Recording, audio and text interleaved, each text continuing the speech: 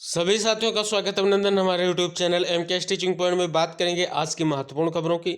उससे पहले सभी साथियों से मेरा निवेदन है, कृपया चैनल को सब्सक्राइब करें, अन्य साथियों को भी चैनल से जुड़ने के लिए प्रेरित करें और इस वीडियो को लाइक शेयर करना ना भूलें। साथियों, हम बात करेंगे सर्वप्रथम 69 शिक्षक भर्ती। सभी साथियों को पता है आज बहुत ही महत्वपूर्ण सुनवाई होने जा रही है, जिस प्रकार से डबल बेंच में उसी के तहत जो आरक्षण पीड़ित साथियों के लिए बहुत ही महत्वपूर्ण दिन कहा जाएगा आज का।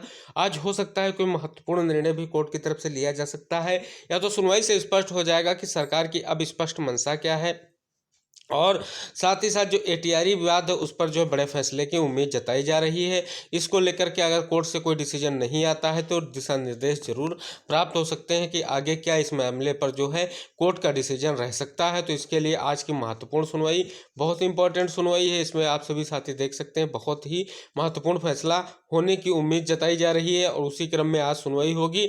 आज की जो सुनवाई है क्यों महत्वपूर्ण है, क्योंकि जो एटीआरई विवाद है उस पर भी सुनवाई होगी, और इधर आरक्षित वर्ग की तरफ से टीटी विवाद को लेकर के भी जो है एसएलपी की बात की गई है, यानी कहीं ना कहीं उस मुद्दे को भी जो है यहाँ पर स्पष्ट करने की बात करी गई है, जबकि कोर्ट की तरफ से उसको स्पष्ट रूप से नकारा गया था। लेकिन फिर भी उस मामले पर जो है दोबारा से जो है बहस करने का प्रयास किया जाएगा आज अनारक्षित के जो है एडवोकेट्स की तरफ से। अब देखने वाली बात होगी कोर्ट का रवैया क्या कुछ रहता है, ये देखने वाली बात होगी। तो जो भी कुछ होगा हमारे आरक्षण पीड़ित साथियों के हित में जरूर होगा। ऐसी आशाओं के साथ आज की जो है सुनवाई हो और बहुत ही जल्द इस पर कोई डिसीजन देखने को मिले।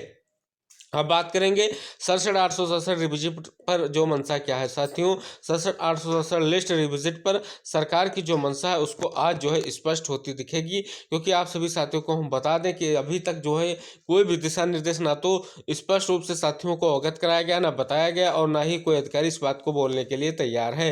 क्योंकि यहाँ पर अगर स्पष्ट रूप से सरकार कोई रिविजिट की प्रक्रिया को आगे बढ़ाने का कार्य करेगी तो उस पर जो है स्टे की संभावना बन सकती है। तो कहीं ना कहीं देखने वाली बात होगी कि आज क्या स्पष्ट रूप जो है संजय भसीन सर जो को सरकार की तरफ से प्रेजेंट हो रहे हैं वो क्या कुछ स्पष्ट करेंगे और क्या कुछ चीज़ें स्पष्ट करेगी सरकार, और 67,867 पर सरकार की मंशा क्या वो भी स्पष्ट होती दिख जाएगी। क्योंकि यहाँ पर सरकार का सबसे बड़ा रोल है। अगर सरकार यहाँ पर स्पष्ट रूप से लिस्ट को विजिट या प्रक्रिया को आगे बढ़ाने की बात करेगी तो कोई स्पष्ट रूप से कोर्ट स्टे कर सकता है, और मामला जो है जल्द ही जो डिसाइड होने की बात है उस पर जो है सिंगल बेंच का जो जजमेंट है उस पर रोक भी लग सकती है। लेकिन अब सबसे बड़ी बात यहाँ पर यह है कि आरक्षित वर्ग के साथी किसी भी तरीके से आगे चाह रहे हैं वो इसमें सुनवाई हो, जिससे एटीआरई डिसाइड हो सके, और एटीआरई पर जिस लिए एसएलपी दाखिल की गई है उस पर जो है जल्द ही निर्णय प्राप्त हो सके।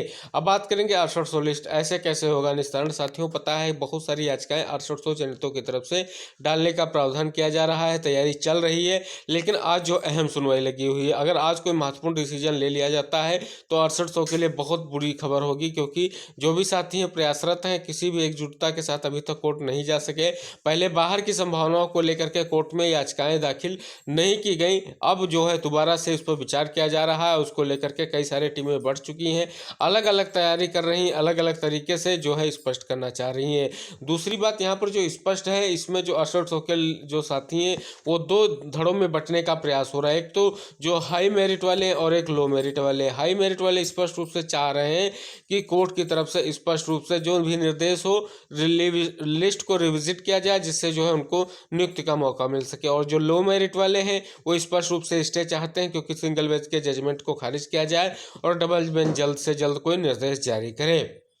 अब सबसे बड़ी बात जो एक और निकलकर सामने आई है वो ये है कि जो अनारक्षित वर्ग के साथियों की तरफ से याचिकाएं जो अब डाली गई हैं उनको डिफेक्टिव याचिका के रूप में दिखाया जा रहा है, और बहुत सारे साथी ये कायस लगा रहे हैं जो इन याचिकाओं से लोग जुड़े हुए हैं उनका मुद्दा सुना जाएगा नहीं सुना जाएगा। तो साथियों, हम आपको अवगत कराते हैं किसी को निराश और हताश होने की ज़रूरत नहीं है, क्योंकि जो मैटर जिस बेंच में लगा है उसमें ओम प्रकाश शुक्ला जी के होने के कारण इस मैटर को जो है यहाँ पर देख सकते हैं, जिस मैटर में जिस जगह आपकी सुनवाई हो रही है वहां पे फॉरवर्ड किया जाएगा। किसी भी तरीके से कोई भी याची परेशान ना हो, सबको यहाँ पर जो है ऐड किया गया है और कोर्ट सबका जो है सुनवाई करेगी। ऐसा कोई चीज देखने को नहीं मिलेगा।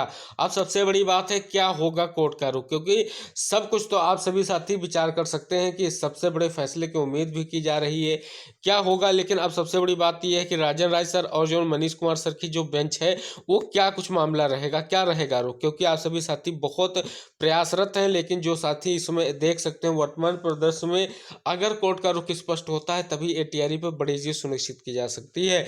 इसके लिए जो भी आरक्षित वर्ग के साथी उनको बहुत ही प्रयास करने की जरूरत है जिससे महत्वपूर्ण निर्णय समय से उपलब्ध हो सके और जो भी विवाद है उनको जल्द से जल्द डिसाइड किया जा सके। तो साथियों, बहुत ही महत्वपूर्ण जो सुनवाई लगी हुई है उसमें कोर्ट का अहम रोल होने जा रहा है।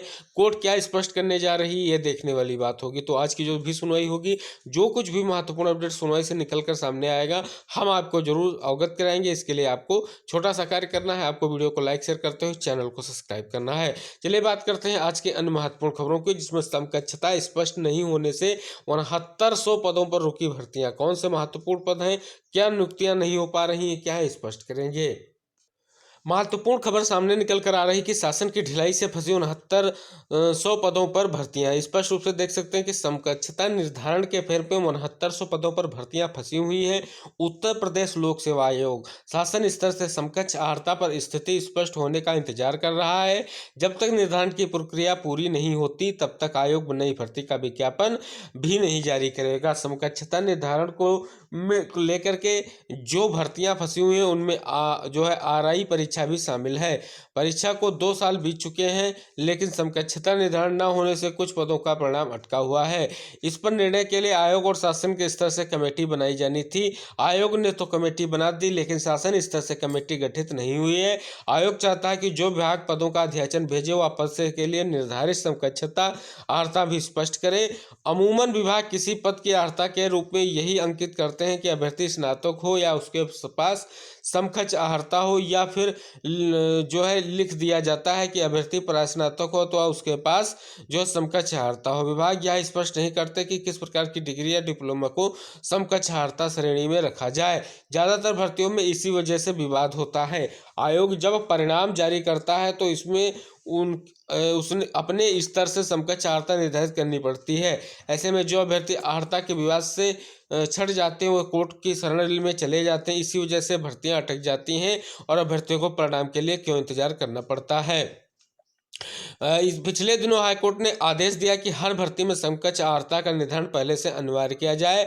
हाईकोर्ट के आदेश के अनुपालन में आयोग ने उन सभी पदों के लिए समकक्ष अर्हता निर्धारित करने के लिए संबंधित विभागों एवं शासन को पत्र भेजा जिन पदों के लिए अक्सर अर्हता का विवाद होता है। इसमें एलटी ग्रेड शिक्षक भर्ती, प्रयोक्ता भर्ती, समीक्षा अधिकारी यानी आरओ, सहायक समीक्षा अधिकारी एआरओ भर्ती और कृषि सेवा प्रसाद निजी सचिव एपीएस भर्ती शामिल है। आयोग ने के पास इन सभी भर्तियों के लिए रिक्त पदों के अध्याचन आ चुके हैं लेकिन समकक्ष अर्हता स्पष्ट न होने से भर्ती शुरू नहीं हो पा रही। अर्हता स्पष्ट न होने के कारण आयोग ने वर्ष 2023 में कैलेंडर में कई महत्वपूर्ण भर्तियों को शामिल नहीं किया। आयोग के सूत्रों का कहना है कि समकक्ष अर्हता का निर्धारण की प्रक्रिया पूरी होते ही संबंधित भर्ती परीक्षाओं का विज्ञापन तुरंत जारी कर दिया जाएगा। तो देख सकते हैं कि 6900 पदों पर यहाँ पर अभी भी जो है मामला विचाराधीन है।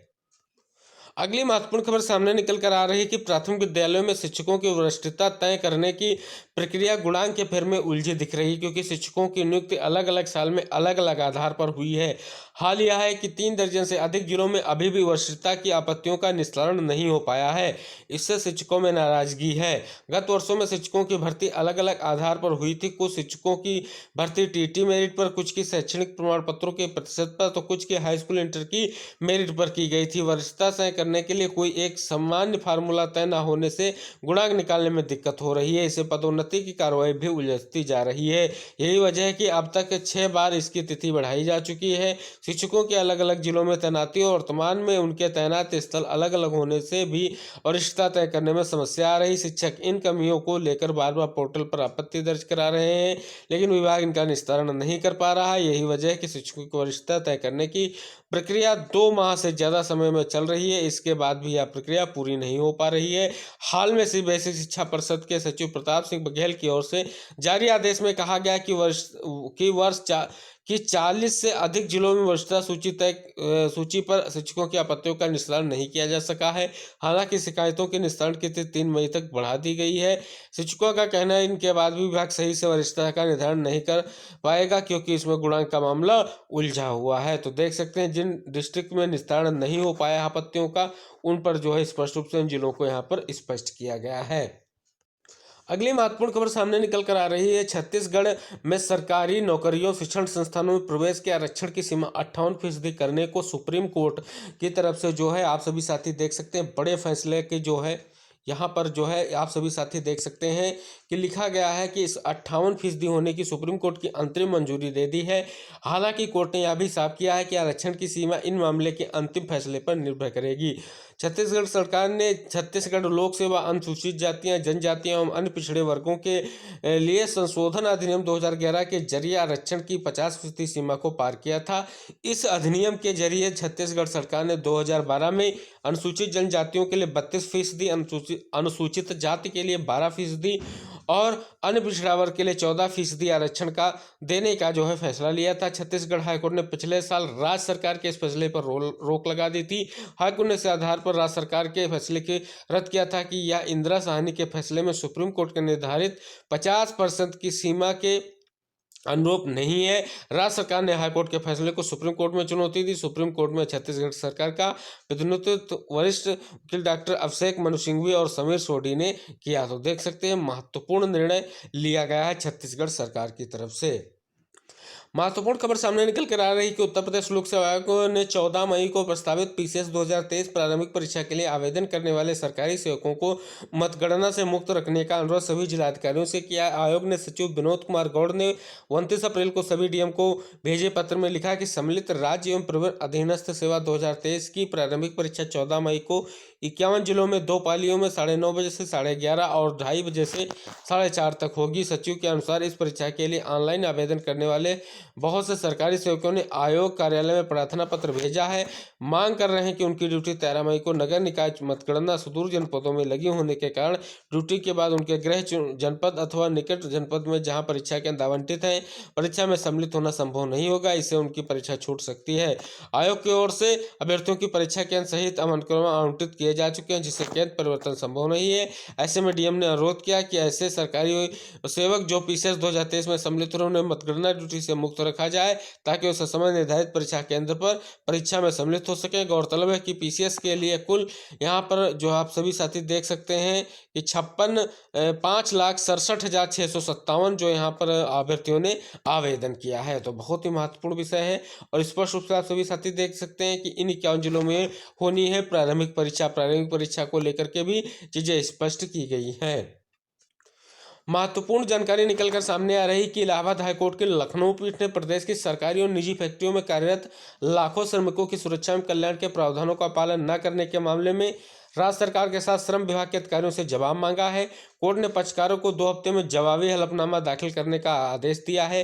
न्यायमूर्ति देवेंद्र कुमार उपाध्याय और न्यायमूर्ति ओम प्रकाश शुक्ला की खंडपीठ ने सोमवार को यह आदेश श्रम और कानून सलाहकार एसोसिएशन के अध्यक्ष बसंत कुमार सिंह की जनहित याचिका पर दिया। याचिका के साथ अमर उजाला समेत अन्य समाचार पत्रों में प्रकाशित खबरों को लगाकर कहा गया कि फैक्ट्रियों में सुरक्षा संबंधी नियमों का पालन व मुआवजा न किए जाने से श्रमिकों की दिव्यांगता में मृत्यु तक हो रही है, जबकि कारखाना अधिनियम समेत अन्य संबंधित नियम कानूनों में श्रमिकों की सुरक्षा और कल्याण को लेकर के कई प्रावधान है। याचिका के अधिवक्ता चंद्रभूषण पांडे का कहना था कि फैक्ट्रियों के लाइसेंस का नवीनीकरण करने के प्रावधान में भी 20 अगस्त 2019 के आदेश से स्वतः नवीनीकरण का प्रावधान कर दिया गया। इससे श्रमिकों की सुरक्षा और कल्याण के प्रावधानों में जो पालन नहीं किया जा रहा है, ऐसे में फैक्ट्रियों का कानूनी प्रावधानों के तहत नियमित मुआवजा कराए जाने और श्रमिकों के कल्याण के समुचित इंतजाम किए जाने के निर्देश देने का आग्रह याचिका में किया गया। इसमें राज्य सरकार, श्रम विभाग के प्रमुख सचिव, श्रम आयुक्त समेत कारखानों के मुख्य निरीक्षकों को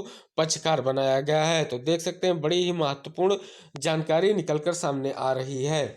बहुत ही विचारणीय विषय आप सभी साथी देख सकते हैं। लिखा गया कि राजकीय शिक्षक संघ ने शिक्षा निदेशालय प्रयागराज में बिना सुविधा शुल्क लिए प्रशिक्षकों के काम न किए जाने का आरोप लगाया है। इतना नहीं, कर्मचारी बाबू आवश्यक कार्य का हवाला देते हुए अक्सर कार्यालय में नहीं रहते। इससे प्रदेश के कोने कोने से आने वाले शिक्षकों को परेशान होना पड़ता है। संघ के प्रांतीय महामंत्री रामेश्वर प्रसाद पांडे ने माध्यमिक शिक्षा के अपर मुख्य सचिव दीपक कुमार को इस पत्र भेजकर कहा कि शिक्षक चयन, वेतनमान, पदोन्नति, वेतनमान और चिकित्सा प्रतिपूर्ति, पदोन्नति, वरिष्ठता निर्धारण, वरिष्ठता सूची आदि को लेकर के परेशान भटक रहे हैं। उन्होंने कहा कि एलटी ग्रेड प्रवक्ता की 14 साल से पदोन्नति नहीं हुई। इसका मुख्य कारण शिक्षकों की गोपनीय आख्या समय से नहीं भेजी जा रही। गोपनीय आख्या जिले और मंडल के अधिकारी बिना प्रति हस्ताक्षर किए भेज रहे हैं, इससे आपत्तियां लग जा रही। इसी तरह वरिष्ठता के निर्धारण भी नियमों का पालन नहीं किया जा रहा है। उन्होंने इन प्रकरणों का संज्ञान लेते हुए उचित कार्रवाई की मांग की है। तो बहुत ही विचारणीय मुद्दा सामने निकल कर आ रहा है। तो ये थी साथियों आज की महत्वपूर्ण खबरें जिन पर हमने यहाँ पर विचार विमर्श किया। आशा करेंगे आप सभी साथी इस वीडियो को जरूर लाइक शेयर करेंगे और चैनल को सब्सक्राइब करेंगे। और जो भी अन्य महत्वपूर्ण खबरें होंगी अगले वीडियो में फिर मिलेंगे। तब तक के लिए सभी साथियों को टेक केयर, बाय बाय, जय हिंद साथियों।